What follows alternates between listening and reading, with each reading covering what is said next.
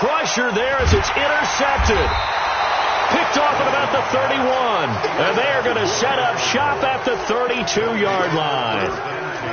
Agreed, that's twice now in this fourth quarter. As a quarterback, a lot of times you think it's all on you to make plays when you're losing. And here, the play's not there, but he throws it anyway.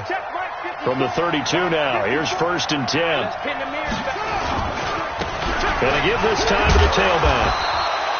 Give him 3 on 1st down. It'll set up a 2nd and 7. Well, with the fumble he had earlier, we know how key keeping the football is here.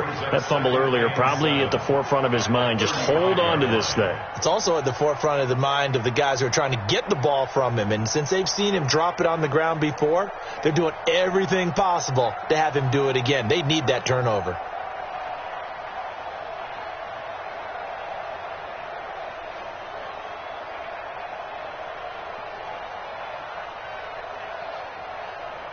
Fourth quarter, down to the final 2 minutes, and we've got a one-score game.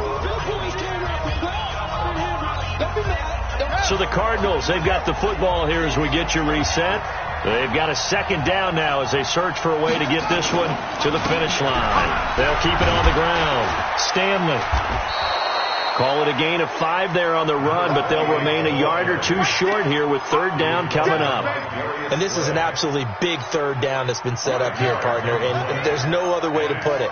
The defense has to get a stop here if they have any hopes of winning this game. Pastor, you said big 3rd down. I put the word big in capital letters here.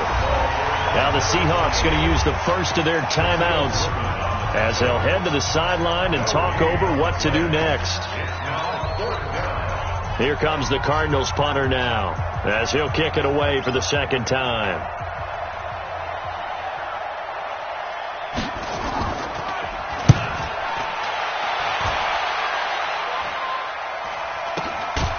Now on the return. Oh no, the ball is loose.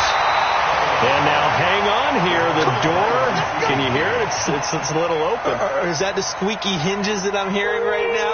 Yeah, the door. Is that too high pitch? No, not at all. The door is open a little bit. It's almost like when you told those horror stories on the camping trip, right? And now, look out. Yeah. We've got a little bit different look on the game at this point. Big momentum swing here in the 4th on the punt fumble. Trying to shake off the interception from the last drive. He'll look to throw. And that is incomplete. Showed off the arm strength there, but to no avail. 2nd down. These are the spots, this stage of the game, where it pays to have speed on the perimeter, doesn't it? It certainly does. And in the 2nd quarter, he may very well have run by him. But in this situation, I know as a defender, I'm loosening up a couple of extra steps that allowed him to run with him stride for stride. So now they'll come up on 2nd and 10, once again from the 28. Wilson to throw. Eluding the pressure right. Dorsett making the catch. And they're going to have this across midfield and inside the 45. That one covers 29 yards. 1st down. They'll look to throw. And he can't get a throw off. He's taken down. What a huge play at this point in the game. Now the Seahawks call the 2nd of their 3 timeouts as the clock stops with 23 seconds to go in the game. That huge loss on the sack makes this job much more difficult. It's now 2nd down and 22 yards to go. Back to throw. Flush to his right. He's going to let it fly. That'll be incomplete as the clock will stop with 14 seconds remaining.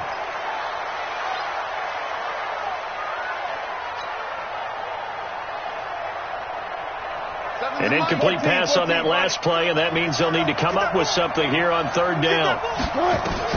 He's back to throw. Wilson hit. It's loose. It's out. Fumble.